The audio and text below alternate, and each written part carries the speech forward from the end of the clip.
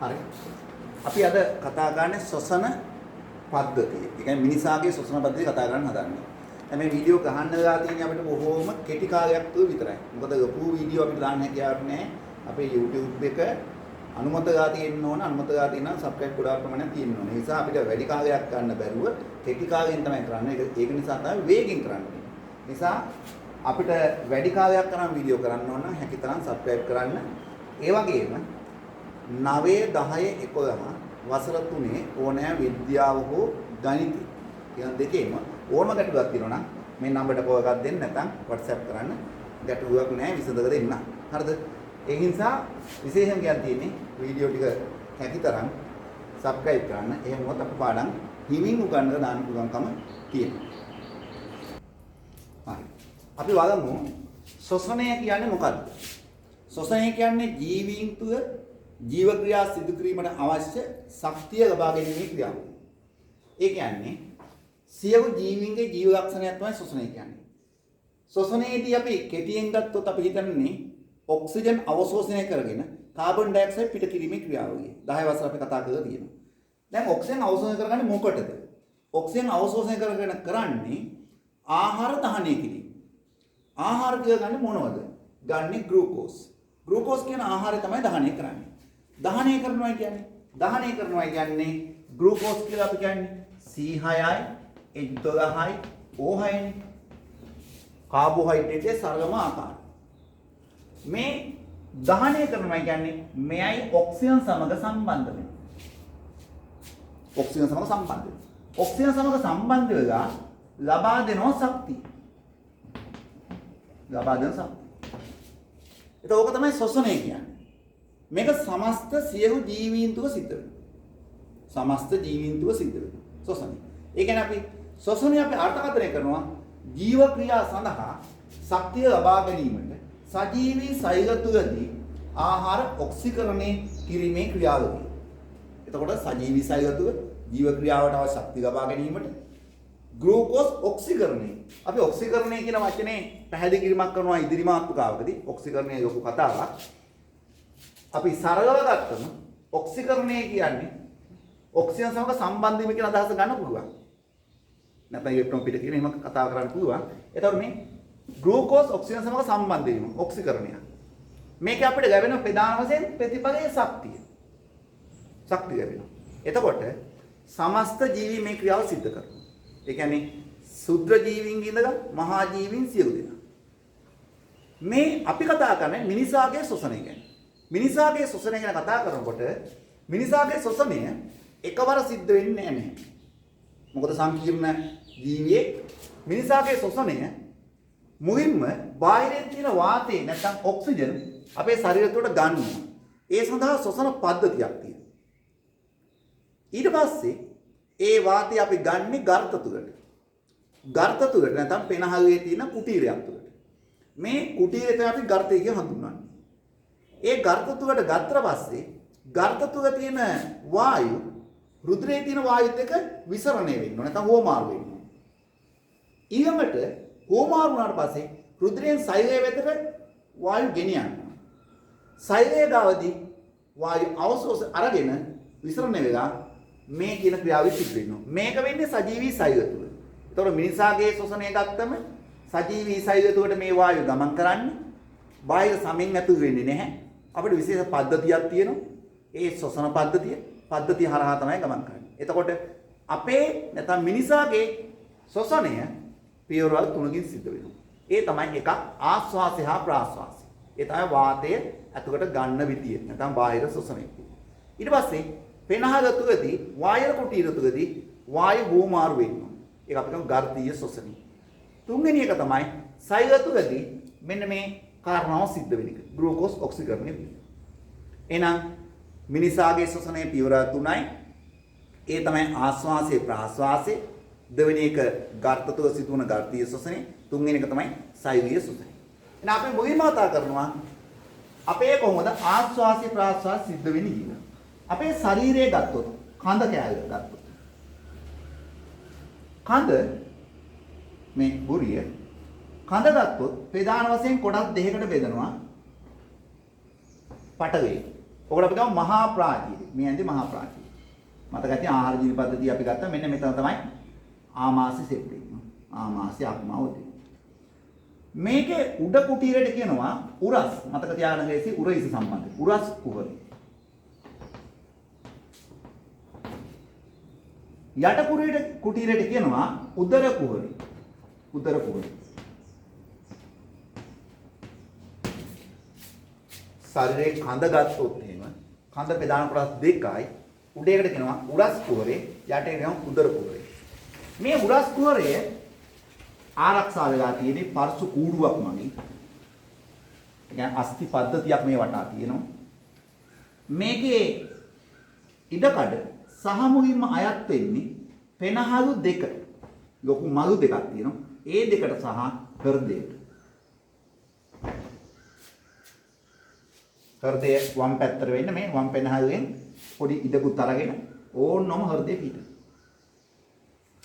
ඊළඟට මේ බට මේම නාස්විර දක්වා ගමන් කරනවා. හරිද? එතකොට අපි කතා කරන්න හදන්නේ මිනිසාගේ ශ්වසනය පියවර තුනකින් සිදු වෙනවා. ඒ තමයි ආශ්වාසය ප්‍රාශ්වාසය, පෙනහළ තුල ගර්ථීය ශ්වසනය, ඊළඟට සෛල තුල සිදුවන ශ්වසනය. අපි බලමු ශ්වසන පද්ධතිය කොහොමද ක්‍රියාත්මක වෙන්නේ කියලා ඊළඟට ශ්වසන පද්ධතිය කතා කරලා. හරි. අපි බලමු මිනිසාගේ ශ්වසන පද්ධතිය. මේ තමයි මිනිසාගේ ශ්වසන පද්ධතිය. උරස් කුහරය තුල තමයි තියෙන්නේ. නාස්විරෙන් තමයි ආරම්භ වෙන්නේ.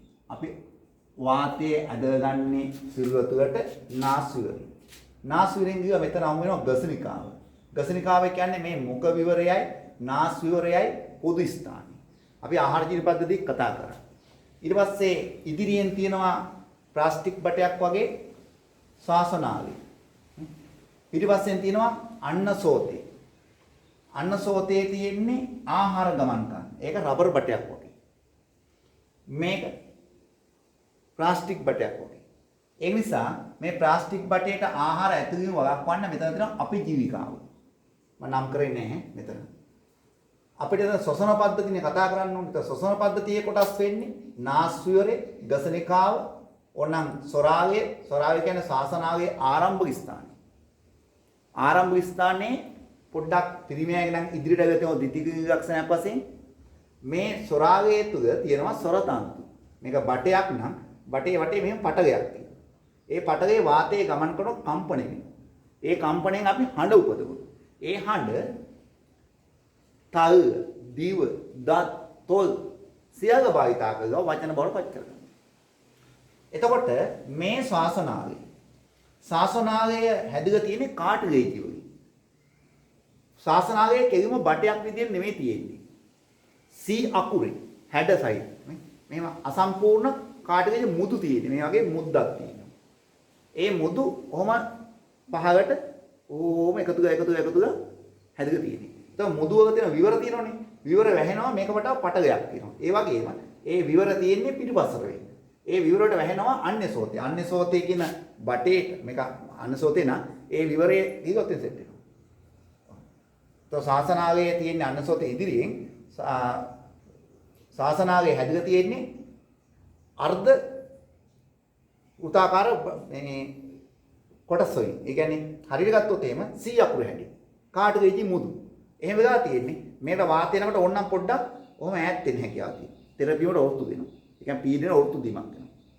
එතකොට මෙන් නාස්විවරේ, ගසනිකාව, ඕනනම් සොරාගේ නැත්නම් ශාසනාගේ. ඊට පස්සේ ශාසනාගේ දෙපැත්තට බෙදෙනවා. අපි ඒකට කියනවා ශාසනාගිකා. ශාසනාගිකා ආපහු පෙනහළු තුල කුඩා බටවලට බෙදෙනවා. ඒකට කියනවා අනුශාසනාගිකා. ඒ කුඩා බට මිදි පොකුරක් වගේ. හැබැයි මිදි වලට සමානම කරන්න බෑ. මිදි පොකුර නිකන් ගම් කරලා අලෝක වගේ. එකට බැඳුණු මිදි පොකුරක් වගේ තියෙනවා වාතකෝෂ. මේ තියෙන වාතකෝෂ.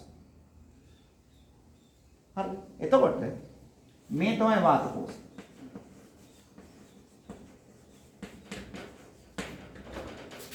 දැන් අබ්බා වෙන දෙයක්.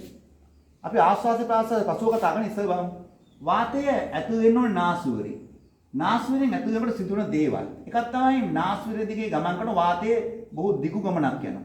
මුඛයෙන් ගත්තොත් කෙටි ගමනක්. නාසයෙන් තමයි ආස්වාද කළ යුත්තේ. එතකොට මේ ආශ්වාස වාතය නාසය හරහා ගමන් කරනකොට ශරීර උෂ්ණත්වයටපත් වෙන්න උපකාරී වෙනවා. ඒ ශරීර තුලින් ගොඩක් දුරට එනවා. ඊට අමතරව නාස්වැලේ ඇතුලේ තියෙනවා පක්ෂම. පක්ෂම කියන්නේ කෙඳි චලනයේ විය හැකි. ඊට අමතරව මේ ඇතුළු ස්තරයෙන් මේ අපිච්චදෙන් ශ්‍රාවය කරනවා ගම් එක වගේ පොඩි ශ්‍රාවයක්. ඒ කියන්නේ ශේෂ්මගයක්.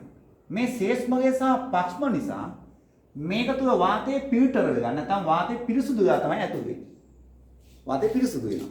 පිරිසුදු වෙන්නේ වාතයේ තියෙන දූවිලි අංශ. බැක්ටීරියා වගේ සුද්ධ ජීවි මේ තුල රැඳෙනවා. එතකොට මේක තුල ෆිල්ටර් වීමක් කරලා තමයි ඇතුළු වෙන්නේ. ඊට පස්සේ එකතු වෙච්ච ඒවා මෙතනින් තියුවොත් මේ නැම්මෙන් මේ පැත්තට එන්න අපුවා මෙහාට එනවා. මෙහාට ඉස්සරහට එනවා. මෙහෙන් ආව කටට එනවා. කටට ආවම කැස්ස මගින් ඒක ඉවත් වෙනවා. නාසය රැඳුනොත් කිව්සුව මගින් ඉවත් වෙනවා. ඒ කියන්නේ මේ ෆිල්ටර් කරගත්ත අපද්‍රව්‍ය ටික කැස්ස කිව්සුව වගේ උද්දීපන වගේ මේවා එළියට විසි කරනවා. ඊට පස්සේ වාතය මෙහෙම ගමන් කරනවා. මේකෙත් පක්ෂම තියෙනවා. ශේෂ්මගේ ශ්‍රාවය. මේ කතුයි වාතය ගමන් කරලා ඇතුල් වෙනවා මේ කුටීර වලට. කුටීර වලට ඇතුල්ලා මේ ගර්භ තුලදී වායු හුවමාරු සිද්ධ වෙනවා. අපි කතා කරන්නේ මිනිසාගේ ශ්වසන අවස්ථා තුන බාහිර ශ්වසනය, ගර්භ තුල සිදුවන ශ්වසනය, ශරීරීය ශ්වසනය. ඒ කියන්නේ බාහිර ශ්වසනය වෙන්නේ වායු හුවමාරුව. ගර්භ තුල සිදුවන ශ්වසනය වායු හුවමාරුව. ශරීරීය ශ්වසනය විතරක් වෙන්නේ හුවමාරුවකුත් වෙනවා. එතන දහන ක්‍රියාවලියක් සිද්ධ වෙනවා. අපි බලමු මෙන්න මේ තමයි ශ්වසන පද්ධතිය. මේක තුල මම මේ කතා කරේ වායු ගමන් ගන්න මාර්ගය. අපි ඊට පස්සේ බලමු කොහොමද වාතය ඇතුළට එන්නේ? කොහොමද වාතය පිටට යන්නේ? ඒ කියන්නේ ආශ්වාසය හා ප්‍රාශ්වාසය. හරි. අපි බලමු අපේ පර්ශ කූඩු නැත්නම් උරස් කුරේ කොහොම හැදලා තියෙන්නේ කියලා. අපේ පිටිපස්සේ තියෙන කොඳු නාලටි. ඉස්සරහින් ඇවිල්ලා මේ කොඳු නාලටියෙන් ඇවිල්ලා පර්ශු මේ ඉස්සරහට දෙපැත්ත සම්බන්ධ වෙනවා. ඒ කියන්නේ මෙන්න මේ ආකාරයෙන්. මේ පැත්තෙන් ඇවිල්ලා කොහොම පර්ශු උන් සම්බන්ධයි. ආපෝ මේ පැත්තට කොහොම සම්බන්ධයි.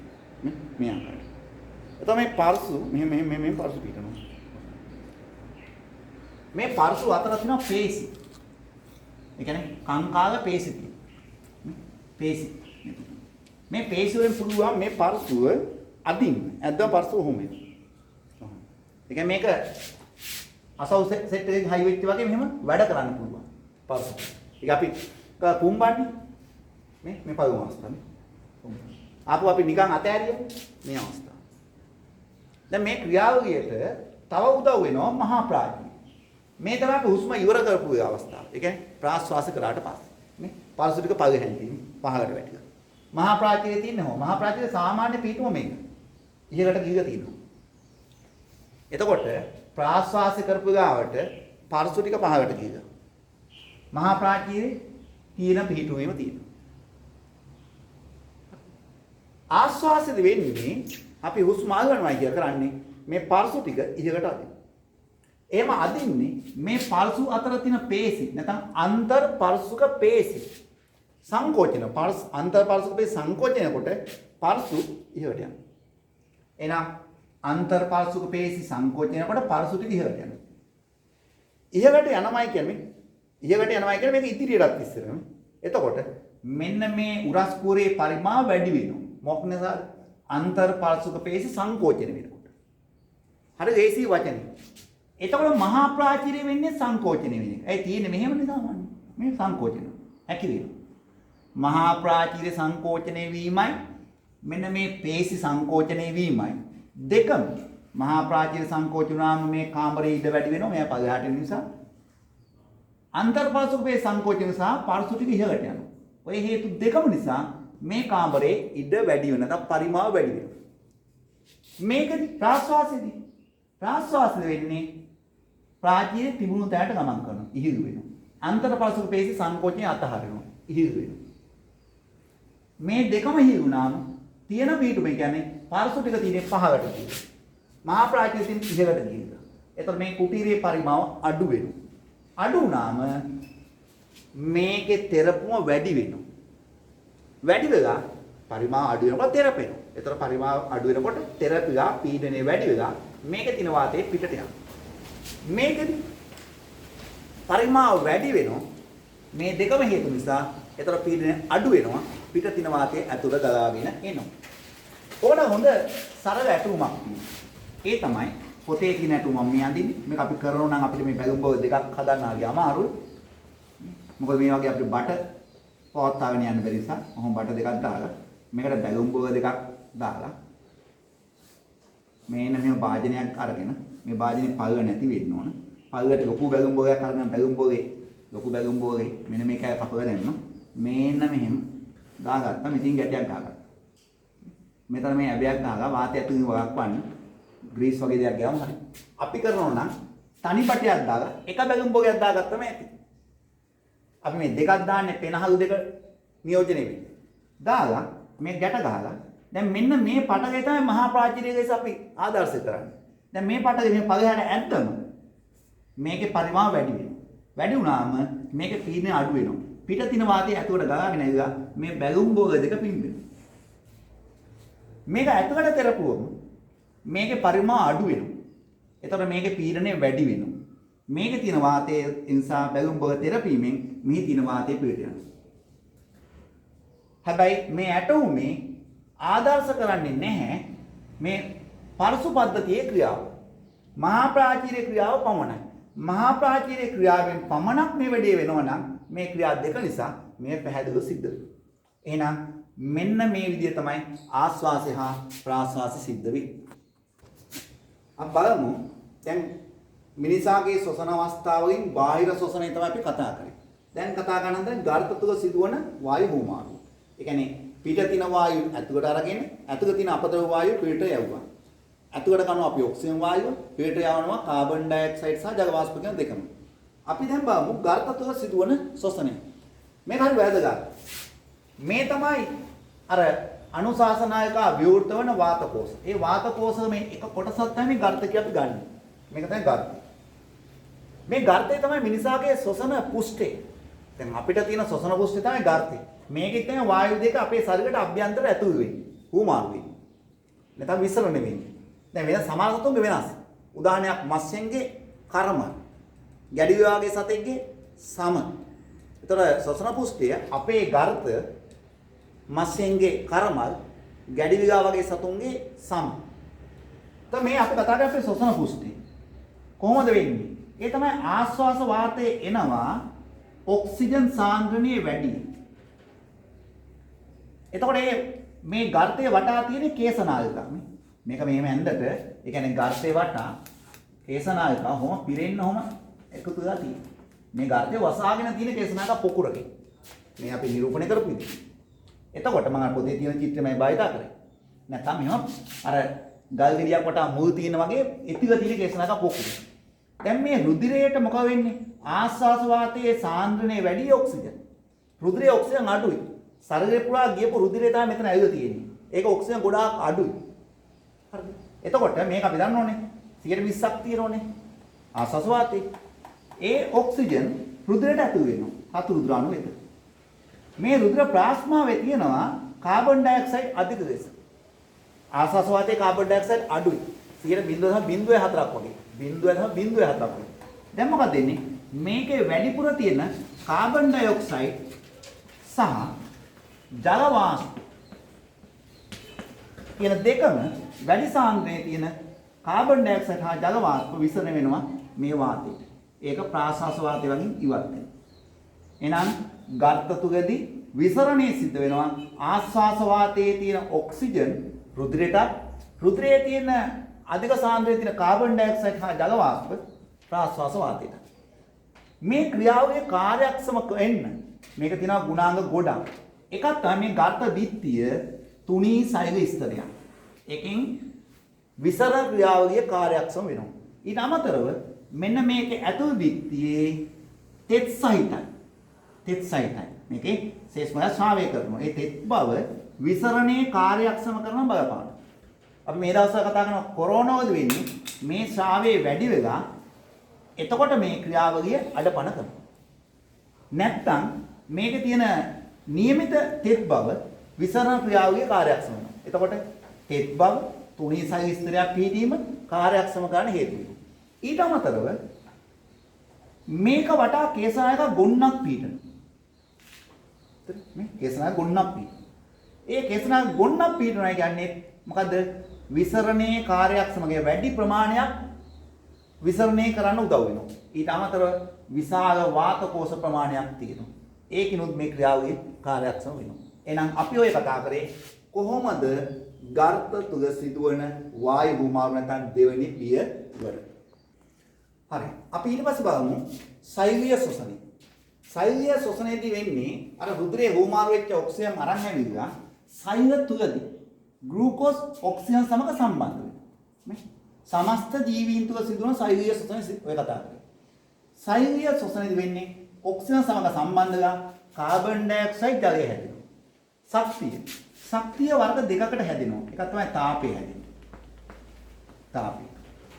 ශක්තිය කියන්නේ මොන හරි ප්‍රභේදයක්නේ. තාපය හැදෙනවා. තාපය කියන්නේ සාමාන්‍ය ගබඩා කරලා තියාගන්න අපහසු එකක්. ඒ වගේම රසායනික ශක්තිය හැදෙනවා. මේක ගබඩා කරලා තියාගන්න පුළුවන් රසායනික ශක්තිය. රසායනික ශක්තිය. මේ රසායනික දවට අපි කියනවා ATP කියලා. ඇඩිනෝසින් ට්‍රයිෆොස්ෆේට්. ඇඩිනෝසින් ට්‍රයිෆොස්ෆේට්. එතකොට මේක තුලිත වෙන්න නම් 6 ගත්තම් 3ක් ඇටෙන්න ඕන. මොන තුලිත කියමු. එහෙනම් මේ තමයි මොකද? සමස්ත ජීවීන් තුල සිදුවන සෛලීය ශ්වසනය. දැන් සෛලීය ශ්වසනය කිව්වොත් ඔක තමයි වෙන්නේ ක්‍රියාව. විසියවුවක් නේ. හැබැයි මේ සෛලීය ශ්වසනය සිදුවන ආකාර දෙකක් තියෙනවා. නමුත් අපි සෛලීය ශ්වසනය නියෝජනය කරන්නේ මේ විදිහට. ඒ තමයි සෛලීය ශ්වසනයේ පියවර දෙකක් තියෙනවා. ඒ තමයි ස්වායු ශ්වසනය.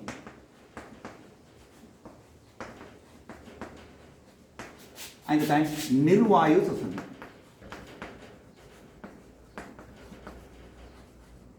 ඒ මොකද?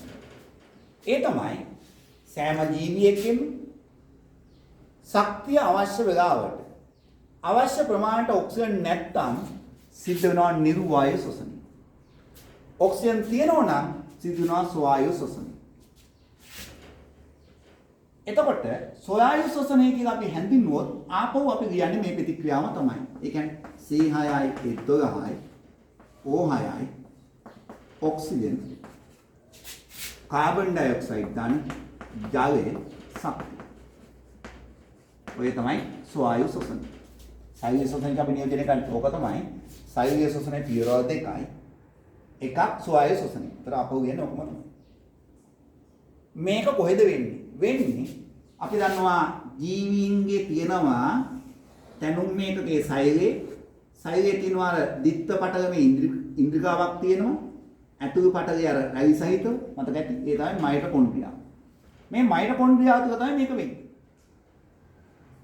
මයිටොකොන්ඩ්‍රියා. එතකොට මයිටොකොන්ඩ්‍රියා තුළ මේක වෙනවා. මේක වෙන්නේ මහා ජීවීන්ගේ විශේෂයෙන්ම වායු නැමැති විලාවට. වායු නැත්තම් නිර්වායු ශ්වසන වෙනවා. ඊට අමතරව සමහර සුද්ධ ජීවීන් ඉන්නවා ප්‍රාක්ෂණස්තිකයන් විශේෂයෙන් ඉන්ද්‍රිකා නොමැතිව. ඒ කියන්නේ මයිටොකොන්ඩ්‍රියා නොමැති අය ඉන්නවා. මයිටොකොන්ඩ්‍රියා නොමැති සුද්ධ ජීවීන් තුල වෙන්නේ නිර්වායු ශ්වසනය පමණයි. මොකද නිර්වායු ශ්වසනය සිද්ධ වෙන්නේ ප්ලාස්මාව තුල. නිර්වායු ශ්වසනය වෙන්නේ ප්ලාස්මාව තුල. අපිත් එහෙම සෛලයක් තියෙනවා. ඒ තමයි රතු රුධිරාණු. රතු රුධිරාණු නාස්ටික් නෑ මයිටොකොන්ඩ්‍රියාත් නෑ. ඒ නිසා රතු රුධිරාණුවේ සිද්ධ වෙන්නේ නිර්වායු ශ්වසනය පමණයි. ඒ වගේම අපේ අනිකුත් සෛල, ඒ කියන්නේ ස්වායු ශ්වසනයේ සිදුවන සෛලත් ඔක්සිජන් නැති වෙලාවට නිර්වායු ශ්වසනය සිද්ධ වෙනවා. මේ නිර්වායු ශ්වසනය සාකතු එක විදියක්. සතුන්තු එක විදියක්. ඒ කියන්නේ සාකතු නිර්වායු ශ්වසනයේදී වෙන්නේ මෙන්න මේ ග්ලූකෝස් ඔක්සිජන් වායුව නොමැතිව සාකතුවේදී ග්ලූකෝස් ඔක්සිජන් වායුව නොමැතිව මධ්‍යසාර බවට පත් වෙනවා. මධ්‍යසාර බවට පත් වෙනවා. සතුන් තුළ ඔක්සිජන් නොමැතිව ග්ලූකෝස් ලැක්ටික් අම්ලය බවට පත් වෙනවා. මේ දෙකේදීම ශක්තිය හැදෙනවා. හැබැයි හැදෙන ශක්තියේ තාප ශක්තිය වැඩි. රසායන ශක්තිය අඩු. නමුත් දෙකේම ශක්තිය හැදෙනවා. දැන් අපි සාක ගැන පස්සේ පොඩ්ඩක් කතා කරමු. සතුන් තුළ නිර්වායු ශ්වසනයෙන් හැදෙන ලැක්ටික් අම්ලය. මේක අපි සූත්‍රයේ ලියන්න යන්නේ නැහැ. මොකද මේක ව්‍යුහ සූත්‍රයේ ගැටලුවක් තියෙනවා. අපි ඉස්සරහා පාඩම තියෙන අංග ප්‍රශ්න විදිහට පැහැදිලි කරන්න. නැත්නම් හරියටම ග්ලූකෝස් වල භාගය ඉන්නේ. ග්ලූකෝස් වල තියෙන්නේ C6යි, H12යි, O6යි. ඒකේ භාගය C3යි, H6යි, O3යි ඉන්නේ. නමුත් එහෙම කියන්න බෑ. මොකද ඒක විභව සූත්‍රය වෙනස් වෙනවා. හරිද? එතකොට කියන්නේ කාබන් තියෙන ගාන ගත්තොත් මේකෙන් භාගයයි, හයිඩ්‍රජන් තියෙන ගාන මේකෙන් භාගයයි, ඔක්සිජන් මේක තියෙන ගාන මේකෙන් භාගයයි. මේක ශක්තියද? හැබැයි මේ ලැක්ටික් අම්ලයේ අපේ ශරීරය හැදෙනකොට අපේ මාංශ පේශි අක්‍රමවත් වෙනවා. අපි කෙන්ඩ පෙරදීම සිද්ධ වෙන්නේ මේකෙන් තමයි. ඒක නිසා ලැක්ටික් අම්ලය හැදෙන එක හොඳ දෙයක් නෙමෙයි. ඒ නිසා අපේ ශරීරයේ ඉක්මනින් මොකද කරන්නේ? මේ ලැක්ටික් අම්ලය එකතු කරන් ගියා අක්මාව තුලදී මේක බිඳ හැදලා දානවා නැවත තාප්පේ බවට ශක්තිය බවට පරිවර්තනය කරනවා. එහෙනම් ඔන්නෝක තමයි සෝවායු ශෝෂණය හා නිර්වායු ශෝෂණයෙන් කෝයක. අපි බලමු දැන් සෝවායු ශෝෂණය හා නිර්වායු ශෝෂණය සංසන්දනය කරගන්න. මේ තමයි සයුරීය ශෝෂණය.